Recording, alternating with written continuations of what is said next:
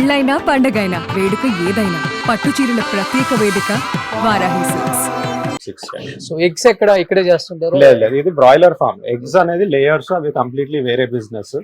So అవి almost మీకు 80 weeks ఉండి ఒక 20 వీక్స్ తర్వాత గుడ్లు పెట్టే స్టార్ట్ అయ్యి 80 వీక్స్ వరకు పెడితే అది అసలు కంప్లీట్లీ డిఫరెంట్ స్పీషీస్.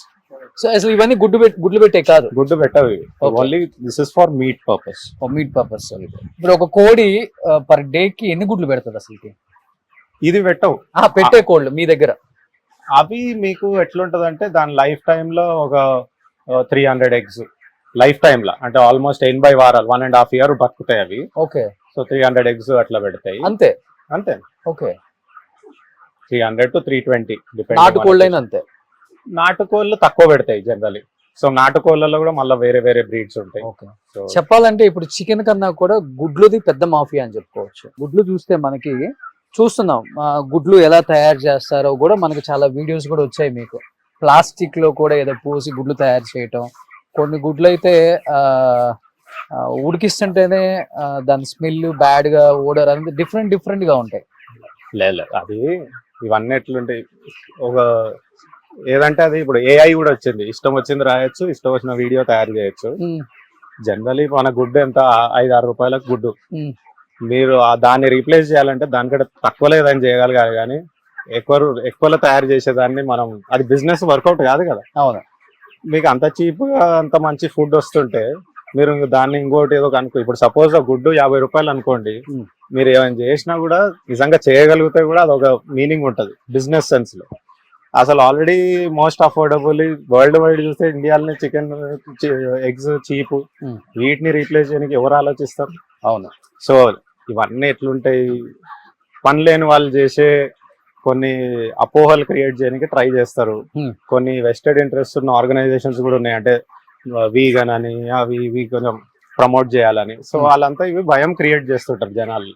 ఇప్పుడు మీరు వచ్చినారు, ఇవి న్యాచురల్ గా తిరుగుతున్నాయి, క్లియర్ గా చూడొచ్చు కదా. అంటే ఇదేంది, ఇది ఫామ్ మాది సొంతంది, కానీ అట్లా మా దగ్గర ఆల్మోస్ట్ 5-6 వేల మంది ఫార్మర్స్ ప్రతి ఊర్లో ఉంటారు. ఇప్పుడు జనరల్ గా ఏంటంటే ఒక అగ్రికల్చర్ చేసుకునే రైతు పక్కన ఒక చిన్న షెడ్ వేసుకొని ఇది రెగ్యులర్ ఇన్కమ్ లాగా ఉంటది.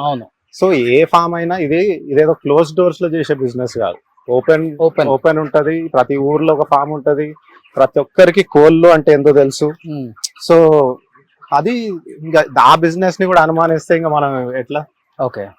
సో ఇప్పుడు అంటే ఓవరాల్ గా ఇప్పుడు వస్తున్న న్యూస్ మీద కావచ్చు, లేకపోతే చికెన్ తింటే అయ్యే బాబు ఏదో అయిపోతుంది, మనకు కూడా ఏదో వ్యాధి సోకేస్తుంది, మొన్ననే కరోనా నుంచి బయటపడడం, లేనిపోని ఈ చికెన్ తిని మళ్ళీ లేనిపోని రోగాలు తెచ్చుకోవటం ఎందుకు అనుకునే చికెన్ ప్రియులకి, ఎస్పెషల్లీ నాన్ వెజ్ ప్రియులకి ఏం చెప్తారు మీరు? అంటే ప్రతిసారి ఇట్లాంటి న్యూస్ వచ్చినప్పుడు భయంకి గురయ్యేది అంటే సహజం. ఇప్పుడు పోల్ట్రీ నాకు తెలుసు కాబట్టి మేము ఎక్కువ భయపడము, తెలియని వాళ్ళు ఎందుకులే అనుకుంటారు. కానీ జనరల్ గా ఇవన్నీ ప్రతి ఇయర్ ఇట్లాంటి న్యూస్ వస్తున్నాయి, కానీ ఇందులో ఏ వాస్తవం లేదు. అండ్ ఇది one of the most cleanest form of protein.